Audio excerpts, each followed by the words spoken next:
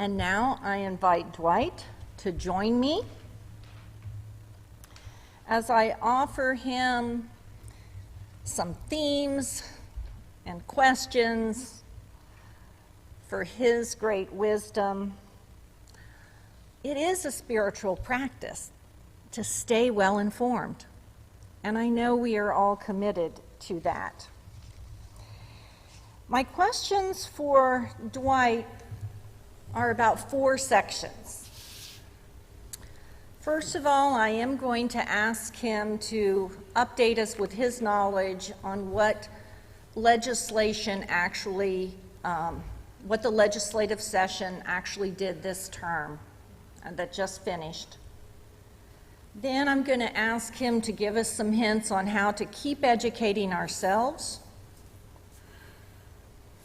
I'm going to ask him the age-old question of the speed of reform. How do we push? And can we avoid a backlash? And finally, I'm going to ask him about the issues of the day, policing and reparations. So, Dwight, yes. As the senior political advisor for Florida Rising, and since I know him as my teacher colleague, we have a party in power in Florida that has begun to censor teachers. And Baldwin said this 50 years ago about what happens when white people open their eyes to racism. He wrote,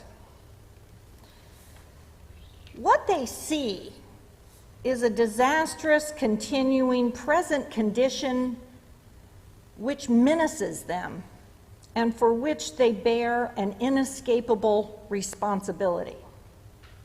But since, in the main, they seem to lack the energy to change this condition, they would rather not be reminded of it." Yeah, in short, what Baldwin's trying to say is that ignorance is bliss, right? And we all have heard that terminology before, but really sitting with it, the idea of ignoring that which is in plain sight or choosing not to talk about that which is critically important. And I use the word critically with intention, because what Chris is, of course, one of the things that you're referring to is, of course, the governor and the commissioner of education's activism around critical race theory, right? So interestingly enough, I have to debate a conservative talking head on this next week. So I'm going to give you a little prelude to what that's going to sound like, or at least from my vantage point, which is, let's talk about what it is and let's talk about what it's not, right? I'm not going to spend a whole lot of time kind of delving into it, but critical race theory in its inception starts in academia, specifically around kind of the legal community, having this discussion on how to justify, right, the systemic racism that we've been, experiencing as a country, and recognizing that race has been critical to the upholding and upliftment of institutions here in this country, right? And we have to be honest about that, because statistics have proven that, right? So if you believe that water is wet or that your lungs require oxygen, then you have to recognize the impact of race in the establishment and the maintenance of this imperial notion of what America has been, right? And so that being said, the idea of not then being able to talk about race in the classroom context, or the diminishing of academic freedom, right, on the part of teachers, which has always been kind of like a stalwart understanding of something we're supposed to do or be allowed to do. You know, this ideological concept of the freedom of speech, right? And the reality is, if you believe in that, right, then there has to be an acceptance of things that you both agree with and disagree with in the public domain. Now, we've all gone through, at least I did over the last 4 years, sort of an unraveling, right, of the basic tenets of understanding, empathy, correctness, intelligence. All those things were under. We went through sort of a reckoning with this past administration. What is a lie? What is the truth, right? And so, as we're trying to, swing the pendulum back in the direction of at least critical thinking and understanding, the idea that this current gubernatorial administration wants to undermine that is baffling. You compound that, and I'll go into another piece of legislation, his recent veto of civics education, right? The idea that, and this was a bipartisan bill that was agreed upon by both parties, that we need to enhance civic education, right? The idea that we need to tell our students what it means to be a good citizen. And I don't want to conflate the two, because we've heard this kind of bastardizing of the term patriotism with that of being a good citizen, right? To be a good citizen, at least in the American context, means to be a participant, right, in the American experiment, right? And the idea that our students, or at least through the governor's action, he's telling our students that that's unnecessary, that you can continue to just kind of go down this path of, if you don't like it, tell people how you don't like it, and that kind of dovetails into, the transgender athlete bill that was passed. I want you to think about that, this idea that someone, who is now identifying by the gender of their choice because that is what they feel. And that's, for me, it's always fascinating when people talk about, well, it should be this way or that way. Yet we go through this process of life and we end up falling in love with people, or we end up having, these indelible friendships with folks who we didn't know at birth, right? For the wives or husbands that we choose, you didn't know when you came out the womb that all of a sudden this person was going to be part of your life's journey, right? Or that the people you're going to encounter are going to be the people that are going to impact your life. And so when we think about the concept of gender identity, and being transgendered, I can only imagine what it is like for somebody to feel as though they are trapped in the wrong body. And now they want to go through the outward expression of that. And to have somebody from the state tell them that because of that, we can't allow you to, run track with other girls or boys, right? Or you can't play basketball, with this group of people because we're making the determination that because you were born a particular way, that you somehow are less value, right? And we can't be okay with that. Like, as a society, we can't be okay with the damnation of our children by the state. And again, that dovetails into something else, right? Which is the governor vetoing a bill that would have expunged the criminal record of juveniles, right? I want you to think about this. I know this is a crazy concept. I don't know if you know this. Chris and I know this because we taught together. Teenagers tend to mess up, right?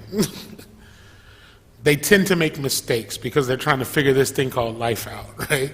Like we all are. But at that point, there are balls of emotion.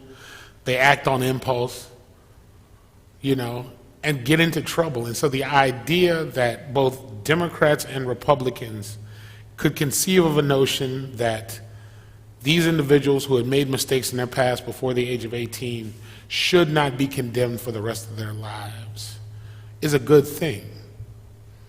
But the idea that someone then comes along and says that criminality must now follow you for the continuum of your life, even in, as my dad always likes to tell me, you're older longer than you're young, right? So now you're going to condemn somebody for something they did probably between the ages of 12 and 17 for the rest of their life. So that when someone does a comprehensive criminal background check now, even though that person's gone to college, potentially gone to law school, got their MBA, started their own business, that now when they go into a bank, their loan may not be approved because of something they did when they were 16. You know, I want to open a food truck, but I can't because I can't get a loan because now someone's been able to push a button on me and say that they found out that I, stole a cell phone. Because, in the state of Florida, that's a felony, if you didn't know. Right? Because I was caught in possession of marijuana. Because even though 37 states have legalized marijuana in some way, shape, or form, including Florida, it is still a felony to be in possession of a certain amount of marijuana, right? I could go on and on and on, but thank you for allowing me the freedom to kind of talk about those things, Chris. But yeah, I don't want to, I do want to, of course, pinpoint a couple of pieces of legislation that are critically important that I want you to walk away with an understanding of. So SB 90, which was passed this year, also deals with, again, further erosion of our democratic process. I know that you all are wearing these masks now for pure style points. But there's a global pandemic that is also taking place, right? And so during this time period, we decided as a country that we'd want to make the act of voting safer for people because we want them to participate in this democratic experiment. And so therefore, let us loosen the laws around mail-in ballots. Not loosen them to the point where it's, everything's going haywire. And here's the crazy thing about Florida is that on November 2nd, after the ballots were cast, the same person who now proposes this bill, Governor DeSantis, right, stands up on television and says, guess what? Our balloting was perfect. We were one of the best in the country. And then in a matter of months, you now erode one's ability to do that which you said was perfect. I don't know about you, but if I call somebody perfect, I'm not going to then all of a sudden turn around in 6 months and say, well, there's this weird quirk about you that's a little, But that's in essence what he's telling us about our democratic system, right? HB 1, anti-protest legislation. I mean, what needs to be said about that hasn't already been said? But for those who may have been under a rock for the last year, back in September, after the country was on fire, not in the physical sense, even though that did happen, but you had 9,000. Let me say that again for folks who don't understand. Worldwide, there were 9,000 protests after the murder of George Floyd. Yet somehow the Nobel folks in their research noted that 93% of those actions were safe and peaceful. Yet the governor chose to take action to undermine what he viewed were violent protesters that didn't exist, right? And so now we have legislation on the books that now makes it, and if you've ever studied antebellum or Jim Crow law history, that now makes it almost illegal for 4 or more people to be congregated in the same space if some act of protest or so-called act of violence takes place. The idea that all 4 of those folks would be, in essence, committing a potential felony. Then on top of that, it then tells municipalities that they can't do crazy things like determine their own budget. Because if a municipality then decides they want to utilize their budget differently. And what I mean by that, and I know a lot of folks get a little offended by the concept of defund the police when you hear it. But the reason this bubbles up, the reason activists have bubbled up, is because there had already been a discussion that municipalities are spending anywhere between $35 and 60% of their budget on so-called public safety. And I say so-called public safety because guess what? I feel safe in this environment. I don't know about you, Chris. Yet there are no police cars outside. So the concept of public safety, as we come to understand it, is that we can be in community with one another and feel our whole selves without fear of reprisal or danger. That does not have to include someone with a gun strapped to their hip in order for that to happen. Moreover, and I'm a former history teacher, so I apologize for pontificating, but when we think about America, less than half of the time that the American experiment has existed have we had this concept of militarized law enforcement. SWAT, as a concept, special weapons and tactics, doesn't come around until 1967. You know, a militarized police department does not really conceptualize itself until after World War II, primarily because we now have jeeps, guns, and bullets galore, and we needed something to do with it since we no longer were in Japan and or Europe. So the government comes along and says, guess what? We're going to pour more resources, you know, into these law enforcement folks because they need them to control communities or bodies, etc. So again, let me, as they say, get off my soapbox, which I'm not technically standing on, by the way, and allow us to continue this because I could go on all day, and I do apologize if I do. Yes, I think that, in short, this legislative session was a backlash. And remember, these folks are in power because of 1.5% of the vote.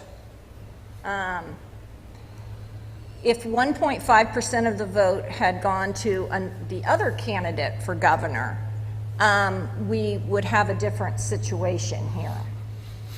Completely. And I think, you know, it stresses the notion of participation, right? And I know I'm preaching to the literal choir when we talk about this, right? Like casting ballots, participating in this thing, but it's really boiling down to, at this point, are we really talking to our friends and neighbors the way we need to? Are we really willing to have the tough conversations with one another? You know, what oftentimes will frustrate me in 2020 when I'm talking to folks is the people who would throw their hands up like, I can't talk to my brother. He doesn't listen. Or I can't talk to my father. You know, he's being stubborn. No, I need you to lean in. Because if your brother or your father or your mother or your sister or whomever are choosing to cast ballot or not cast ballots or participate in this thing without a full understanding of empathy, love, and understanding of another human being, the compassion that comes with the idea that we should not, again, ridicule transgender children. We should not bear down on immigrants and mistreat them because of that, you know, our country's, you know, capitalistic desire to want to do and utilize and exploit cheap labor, and then all of a sudden when they get here, we sit here and come up with this, you know, fantastical notion that they're extracting something from our communities because they want to seek a better life or seek safety for their children. You know, when you think about all the Abrahamic religions, right, it's a concept that is like ingrained in the simple notion of the golden rule. Do unto others, right? Yet and still we continue to go through these cycles electorally where we're just acting in condemnation or acting in concert with this ideology that suits us in the moment. I don't like these people now. It's comfortable for me to, like, you know, turn a blind eye and let's go on and keep the status quo. And we have to get out of that habit. We really have to get out of that habit. At the Unitarian Universalist General Assembly this year, our keynote speakers were Stacey Abrams and Desmond Meade from our Amendment for Work.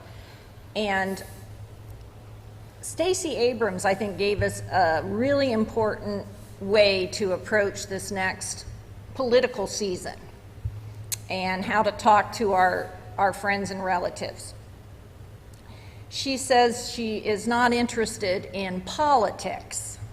She's only interested in policy. So when you are talking to people about their politics, they need a certain kind of charismatic person to vote for, or a candidate that appeals to them for some reason. And they're always, kind of nitpicking this candidate. And she says that keeps people from the ballot box. Right. You need to have the policies in your heart and soul that you think fulfill your moral purpose here.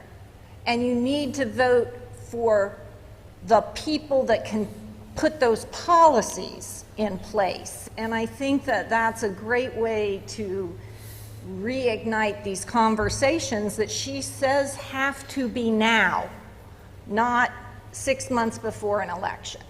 Yeah. I mean, it's so fascinating you bring that up, because I know we're going to talk a little bit about movies later on. But if you haven't seen Judas and the Black Messiah, it was the story of Fred Hampton, and in the film, Fred, Daniel Kaluuya, who's playing Fred Hampton, notes that war is politics with bloodshed.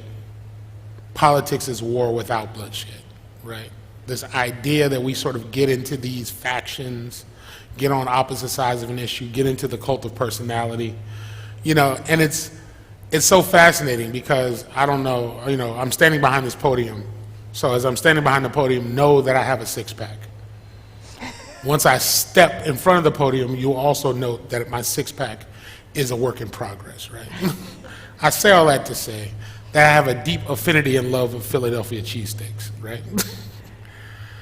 And I remember when John Kerry was running for president back in 2004, like news sources critiqued the idea that he ate his Philly cheesesteak with Swiss cheese. And that was the scandal. And the thing that made it so incredibly both amusing, daunting, and frustrating for me was I knew that there were people in Philadelphia that would choose not to vote for John Kerry because of Swiss cheese. I want you to think about that, right? Because we do the same thing here in Miami, right? If you don't do the obligatory visit to Cafe Versailles and have a cafecito and a pastelito, right? Then all of a sudden, you're not connecting with me here in Miami, right? And so as a result, I now can't vote for you, right? Because you chose the guava instead of the guava cheese, right?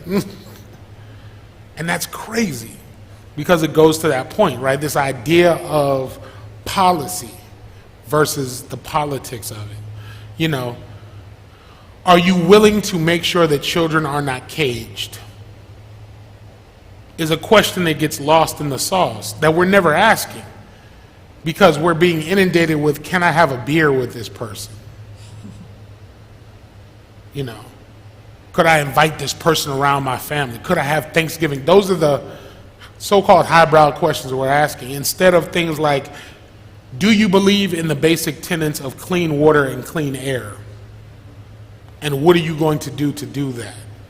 Do you believe in the dismantling of a military-industrial complex that annually costs us $1 trillion that could be going to, I don't know, anything else? Literally, right?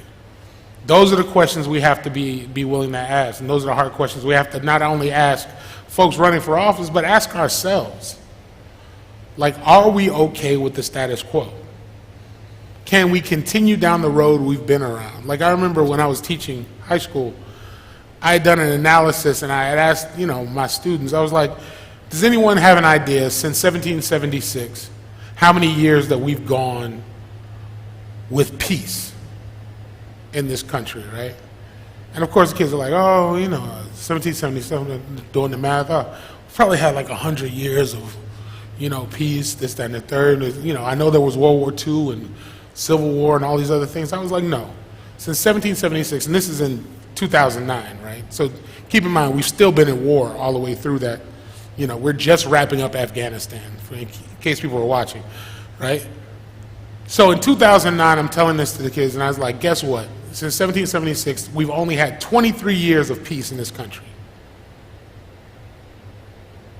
I want you to think about that, because the same number still applies, and that's why I brought it up, right? 23 years without some sort of armed conflict with another country. And that is not a consecutive 23 years. That is a comprehensive 23 years. We can't be okay with that, because part of what stirs this notion of false patriotism is the idea that we must beat down that which is smaller than us. We must find, the perfect enemy. We must attack at all means and protect this thing through this notion of violence. We can't be okay with that. The small country of Switzerland, right, by, in the opposite way, has basically never been at war. And you know what else they have? A higher quality of life. They have this crazy thing called universal health care, right? They have this idea that let's eradicate a little thing called childhood poverty. The idea of between the ages of 0 and 18, a person living in this country should not have to suffer. Because once they turn 18, they'll turn into, guess what? A better citizen, right? And so that's, again, the challenge for us. But again, I digress. That reminds me of, this is the book one of the adult RE classes is using now on decentering whiteness, The Sum of Us by Heather McGee. The subtitle is What Racism Costs Everyone and How We Can Prosper Together. And its central question is, why can't we have nice things? We are supposedly the richest, most powerful nation in the face of the earth over all of history, and we can't figure out, health care. We can't have, safe water everywhere. Why can't we have nice things? And she, in a very well-researched way, as the economist that she is, indicts racism and fear of mixing to legislate privatization over nice things for everybody. I do want us to talk a little bit about this speed issue. And in her book, she comes up with this about, whenever we have a hopeful time for promising equity, we often face a backlash. She writes, in the absence of moral leadership, there are just too many competing stories. For every call to become an activist for racial justice, there's a well-rehearsed message that says activists are pushing too hard. So I invite you to kind of talk about 2021, where we are, and 2022. And yes, what's the speed issue? So, there's nothing gained in doing something fast and getting it wrong, right? There's no benefit in trying to rush to get something done. And that's always kind of going back to my classroom days, we would always talk about the notion of I always bring up this example again because I have a six-pack behind this podium. Remember that as I jump in front of it, right? So we're talking about this concept of making a hamburger with my students. I was like, go to Publix, get the ingredients for a hamburger, go home and cook a hamburger. How long does that take? And they're like, well, okay, got to do this, that, and the third. So they're like, ranging, everyone's talking minutes, 10, 15, 20, 30 minutes to create this great hamburger. And I was like, yet and still, if we're in line at a McDonald's or a Burger King for over 5 minutes, we're ready to burn the house down. Because we live in this notion of get things quick, like it's gotta happen. Like I need my pizza in less than 30 minutes. I need my burger in less than 5. I need, Amazon Prime. I need it delivered within 24 hours because, God forbid, I wouldn't know what to do with an air fryer if I did not get it within 24 hours, right? And so what I'm saying that is we have to cancel that mindset, right? That in order to fix things in the longer term, in the greater scheme, we need more time. Doctors will tell you, right? If you go in because you have a blocked artery, and they do the surgery, which is a time-consuming surgery, to replace said artery, to create a bypass, to help you get healthy, they're also going to tell you you should probably stop smoking, you should probably get some more exercise. You have to change your life conditions in order to have a better life than you came in here with. There is no quick fix, right? It takes time, especially when you're talking about healing. Malcolm X talks, about the notion of you stick a knife in my back 9 inches and you pull out 6. That is not, fixing the problem, right? That is not progress. I need you to pull the knife out the full 9 and begin the healing process. And so for a lot of people in this country, black people explicitly oftentimes, we still feel the 3 inches of the knife in our back. And then when you see things like George Floyd happen, when you see, the Eric Garners and the Mike Browns and the Renisha McBrides and the Tatiana Jeffersons and the Sandra Blands and the Breonna Taylors of the world play out on television, you feel as though the knife keeps going back in a little further while people are telling you we're still progressing. We're still progressing though. So just be patient. And then you're like, well, wait, we got here in 1619. How much more patience must I have in order to feel part of this thing, right? And it's not exclusive to black people, it's not exclusive to any group, but anybody who knows about this, whether it's the Irish, the Italians, or whomever, knows that in order to get full acceptance, in order to get the benefits of this American experiment, there has to be a real healing process. And it doesn't begin with the individual, it begins with the collective. We have to change our mindset. We have to be willing to go through the struggle, to be uncomfortable together, right? We have to be willing to put things on the line. We have to be willing to stop conflating equality and equity, because they're two different things. Me giving everybody here $1 is great because everybody gets $1. But if you're going home to a 3-bedroom, 2-bath house that you are paying for and are comfortable enough to pay for, and I got to go home to a tent somewhere under an overpass, that $1 doesn't feel so great. We have to be willing to change the conditions of those who are living under that underpass. And it's going to be a little less comfortable for you. Yes, I'm sorry, your grass may not be cut every month. You may have to forego the meal at Smith & Walensky's once in a while. But I promise you, if we can do it together, if we can heal together, if we can be better for one another, that this idealistic notion of what America is can actually be a reality. And wouldn't that be amazing? Yeah.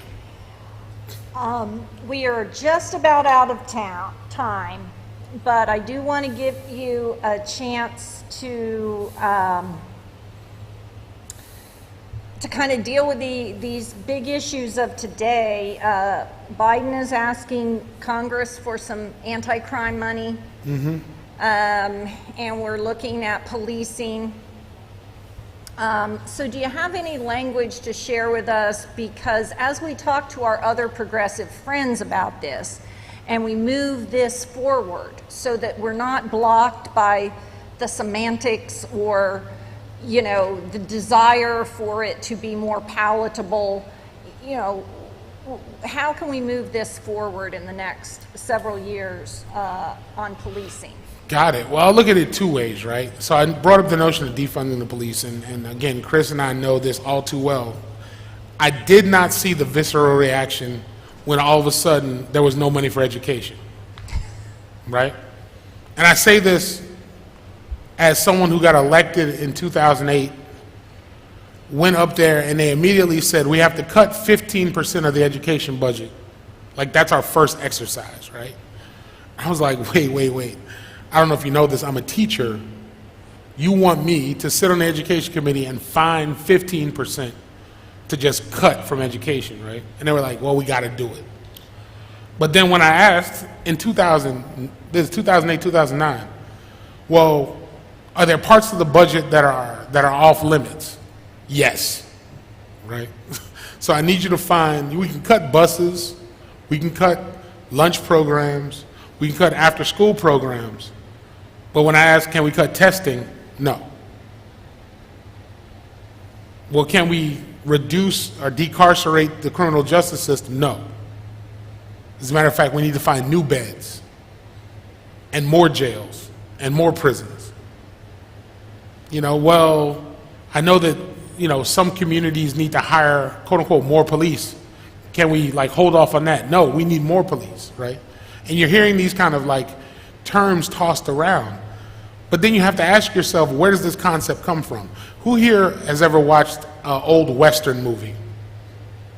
Right? Audie Murphy, John Wayne, any of those, right? You remember the concept of these little gold rush towns? And whenever they went to go get the sheriff, how many people showed up? Right. I want you to think about that, because that isn't unfamiliar to you, because that is how literally things worked. There was a sheriff, right? There wasn't a sheriff's department. It was, we are in San Francisco and there's one person who is the law, right? Because the concept of community coming together to enforce and reinforce the codes and conduct was something that wasn't foreign for us. So I want you to understand that this isn't a foreign concept to go back to an ideology that does not require a multitude of people now to police community. And I want you to also understand that communities are policed different. I live 15 minutes from here. And I can tell you that growing up in the community I did, it wasn't a bad community. It was a very respectable middle-class community. But I remember asking students coming from the same community I grew up in, do you know when jump out day is? And jump out day, oddly enough, because most black students knew exactly when it was, they were like, it's Thursday. This was the day in which police would raid the local community. I want you to think about that. That one group of children, you know, we have a group of 25 people, 16 years old, one half of them know what jump out day is, one half know absolutely nothing about it, and the only thing that deferred them was zip code. Like, how do we grow up with those kind of conditions created where if I stay in Palmetto Bay or Pinecrest, I have no idea of this concept, but if I stay in Perrine or Goulds, then all of a sudden I know exactly what day it happens, and I know exactly which day to be prepared for it. And let's think about the trauma that induces, the idea that you know that once a week there's the great possibility that your brother, friend, sister, mother, cousin might be arrested for something they may or may not have done. You know, because we've chosen to, again, to create the perfect enemy, drugs. We're going to have a war on it. That's what we've done since the 1960s. We've had a war on this thing called drugs.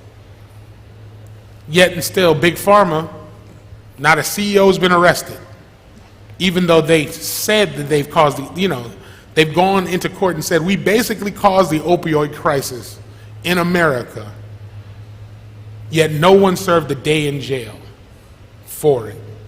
But you have people literally serving 30-year sentences for having too much marijuana, while at the same time we're corporatizing marijuana. We can't be okay with that. And we have to fundamentally shift the notions that we've become, enamored with about how to protect ourselves, how to keep our communities safe. Because the safest community at the end of the day have what? The most resources. You put libraries, schools, parks,